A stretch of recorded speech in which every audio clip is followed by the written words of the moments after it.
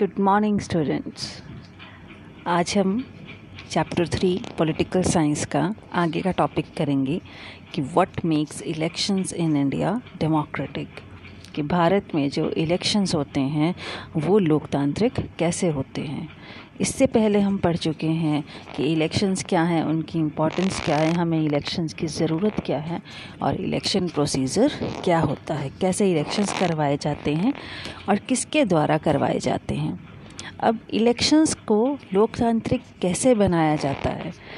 आमतौर पर जब भी इलेक्शंस होते हैं हमेशा हम न्यूज़ में सुनते रहते हैं कि कहीं पर इलेक्शंस वोटिंग के दौरान कुछ गलत तरीक़ों का इस्तेमाल किया गया, वोटर्स लिस्ट जो थी जिसे इलेक्टोरल रोल कहा जाता है उसमें कुछ खामियां पाई गई, गवर्नमेंट फैसिलिटीज़ का मिसयूज़ किया गया, या फिर जो कैंडिडेट्स जो बहुत रिच होते हैं पॉलिटिकल पार्टीज़ के, बड़ी पॉलिटिकल पार्टीज़ होती हैं वो हद से ज़्यादा पैसा खर्च करती हैं, वोट्स खरीदती हैं, या रिगिंग होती है, वोट्स जो हैं वो नकली होती हैं, गलत नाम जो हैं वो वोटर्स लिस्ट में होते हैं। तो ये सारी बातें जो हैं वो हमें सुनने को मिलती हैं।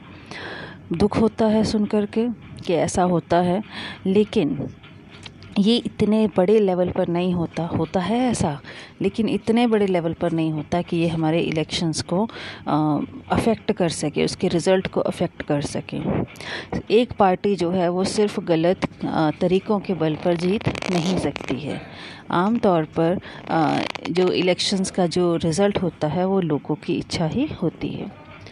इंडिपेंडेंट इलेक्शन कमीशन, इलेक्शंस हमारे डेमोक्रेटिक हैं, सही तरीके से हुए या नहीं हुए, इस बात का जो हम कह सकते हैं चेक करने का तरीका है वो ये है कि इलेक्शन कौन करवाता है, उसकी जो वर्किंग है उस पर नज़र डाली जाए।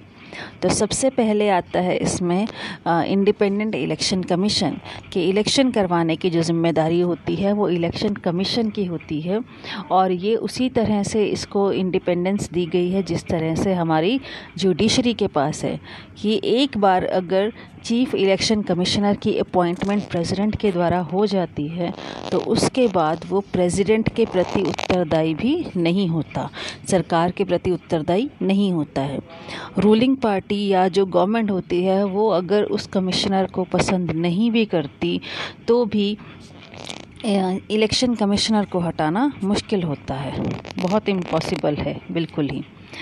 कुछ इलेक्शन कमीशंस जो हैं उनके पास बहुत सी पावर्स जो हैं वो उनको दी गई हैं, जैसे कि इलेक्शन कमीशन इस बात का निर्णय करता है कि इलेक्शंस कब होंगे, उनको कैसे कंट्रोल करना है, कब उनकी अनाउंस करनी है, उनकी डेट्स और रिज़ल्ट्स कब देने हैं।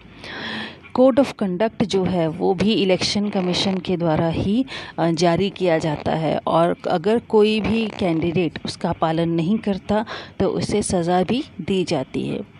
इलेक्शन पीरियड के दौरान इलेक्शन कमीशन जो है वो गवर्नमेंट को ऑर्डर दे सकता है कुछ गाइडलाइंस फॉलो करने के लिए, गवर्नमेंट पावर को मिसयूज़ ना करने के लिए, और ताकि वो अपने जो जीत के चांसेस है उसे बढ़ा ना सकें, और गवर्नमेंट ऑफिशियल्स के ट्रांसफ़र भी कर सकता है।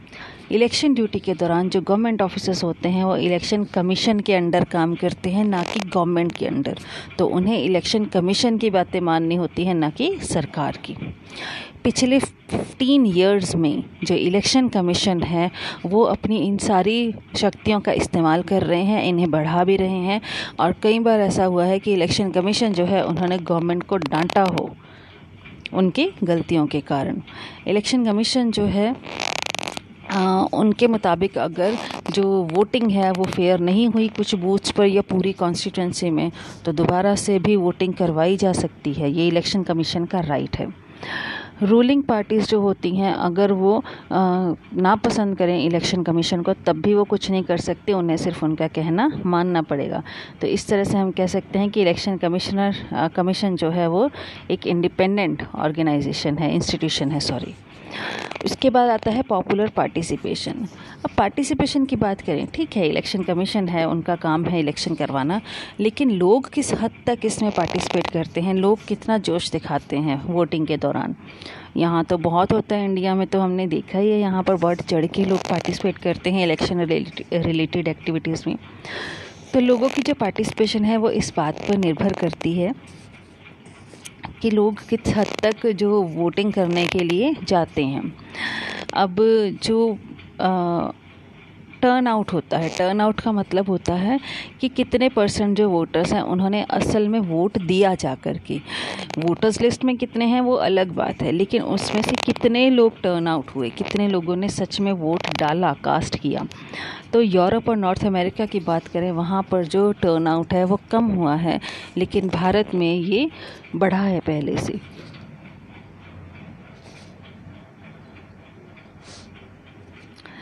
अगर हम बात करते हैं सोशल ग्रुप्स की, तो इंडिया में जो गरीब लोग हैं, अनपढ़ हैं, जो अंडर प्रिविलेज्ड हैं, जिनको किसी तरह की सहूलतें नहीं मिली हैं, वो ज़्यादा मात्रा में जाते हैं वोट डालने के लिए। उनको लगता है कि उनकी वोट मैटर करती है।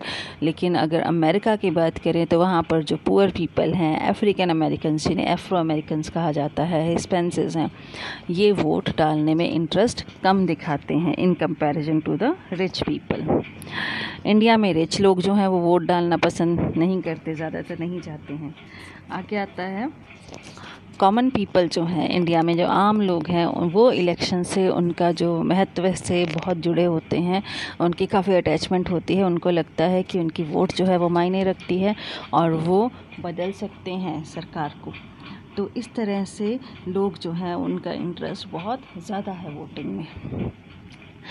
वोटर्स के इंटरेस्ट की बात करें तो वोटिंग रिलेटेड जो एक्टिविटीज़ हैं इलेक्शंस में, उसमें भी लोगों की पार्टिसिपेशन बढ़ी है। 1/3 वोटर्स 2004 की इलेक्शंस में वो जुड़े हुए थे इलेक्शन जो कैंपेन रिलेटेड एक्टिविटीज़ हैं उनसे, और आधे से ज़्यादा लोग जो हैं उन्होंने खुद को आइडेंटिफाई किया कि वो किसी न किसी पार्टी से जुड़े हुए हैं, उनका झुकाव किसी न किसी पार्टी की तरफ था। तो 1 out of every 7 voter is a member of A political party, कि इंडिया में हर 7 में से एक बंदा जो है वो पॉलिटिकल पार्टी से जुड़ा हुआ है। आगे है इलेक्शंस का आउटकम। अब भाई इलेक्शंस भी हो गए, उसके बाद उसका नतीजा क्या होगा। जो फाइनल टेस्ट होता है फेयरनेस का इलेक्शंस का, वो होता है उसका रिज़ल्ट, उसका जो आउटकम होता है। अगर इलेक्शंस फ्री और फेयर ना हो तो क्या होगा कि जो पार्टी रूल कर रही है वही जीतेगी, दूसरी किसी पार्टी को मौका नहीं मिलता। आम तौर पर जो पार्टी जो होती है वो हार जाती है, ठीक है, और हारने वाली पार्टी कभी भी जो है वो एक्सेप्ट नहीं करती अपनी हार। वो हमेशा जीतने वाली पार्टी पर इल्ज़ाम लगाती है कि उन्होंने गलत तरीक़ों से जीता। इंडिया में जो इलेक्शंस का नतीजा पिछले कुछ सालों में देखा गया है वो है कि यहाँ पर जो रूलिंग पार्टीज़ हैं वो आमतौर पर इलेक्शंस हार जाती हैं। बहुत कम ऐसा होता है कि जो पार्टी रूल कर रही है वो इलेक्शंस जीत गई। जैसे इस बार जो बीजेपी है उन्होंने दोबारा से इलेक्शंस जो हैं वो जीते हैं। 10 ईयर्स होने वाले हैं हमारे, एक टर्म 5 ईयर्स की कंप्लीट करके नेक्स्ट टर्म जो है वो इन्होंने स्टार्ट की है। इसी तरह से इससे पहले जो कांग्रेस पार्टी थी उन्होंने भी 10 ईयर्स का जो रूल है वो किया था, 10 ईयर तक गवर्नमेंट जो है वो चलाई थी।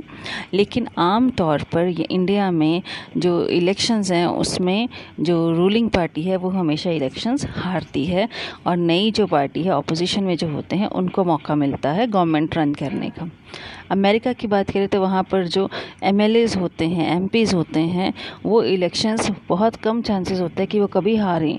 लेकिन इंडिया में जो MP या MLA होते हैं असेंबलीज़ में, उनमें से आधे तो इलेक्शन हार जाते हैं, नेक्स्ट टाइम चेंज हो जाते हैं हमारी पार्लियामेंट के मेंबर्स। जो कैंडिडेट्स होते हैं जिन्होंने एक बार बहुत सारा पैसा खर्च किया, वोट खरीदी, और जो क्रिमिनल्स होते हैं जो एक बार अगर वोट गलत तरीक़ों से इलेक्शंस जीत गए, सेकेंड टाइम वो हार जाते हैं। इसके अलावा कुछ इलेक्शंस की बात करें, कुछ इलेक्शंस को छोड़ करके जो लोगों का जो वर्डिक्ट होता है उसी को डिफीटेड पार्टी के द्वारा मान लिया जाता है कि लोगों ने जिसे चुना सही चुना। आगे आता है challenges to free and fair elections, कि फ्री और फेयर इलेक्शंस के चैलेंजेस क्या हैं। अब इंडिया में जो इलेक्शंस होते हैं वो फ्री और फेयर होते हैं, पार्टी जो जीत जाती है वो गवर्नमेंट बनाती है, और क्योंकि लोगों ने उसे चुना है। कुछ कैंडिडेट जो होते हैं वो सिर्फ पैसों के दम पर जीतते हैं, लेकिन आम तौर पर जो जनरल जो इलेक्शंस का जो रिज़ल्ट होता है वो लोगों की प्रेफरेंस पर ही बेस्ड होता है। पिछले कुछ सालों में कुछ एक्सेप्शंस को छोड़ करके इलेक्शंस का जो वर्डिक्ट है वो फेयर ही रहा है। अब इसके लिए हमें कुछ सवाल जो है वो हमारे दिमाग में आते हैं। अगर हमें चेक करना है कि क्या लोगों की प्रेफरेंस जो है वो उनके ज्ञान पर आधारित होती है, क्या वोटर्स के पास सच में कोई रियल चॉइस है, क्या जो इलेक्शन है वहाँ पर सभी लोग फेयर तरीके से करते हैं, कंटेस्ट करते हैं, एक दूसरे से compete करते हैं, क्या एक आम इंसान को इलेक्शंस जीतने का मौका मिलता है। ये सारे क्वेश्चंस जो हैं वो जो है हमारे इलेक्शंस की जो लिमिटेशंस हैं या चैलेंजेस हैं वो हमारे सामने लाते हैं। पहला जो चैलेंज है वो ये है कि जो कैंडिडेट्स होते हैं जिनके पास बहुत पैसा है वो अपनी जीत के लिए श्योर नहीं होते, लेकिन उनको फ़ायदा ज़रूर होता है क्योंकि उनके पास बहुत पैसा है, बहुत रिच होते हैं, और जो अनफेयर तरीक़ों का इस्तेमाल नहीं करते उन पर उन्हें थोड़ी कामयाबी ज़रूर मिलती है उनके मुकाबले में।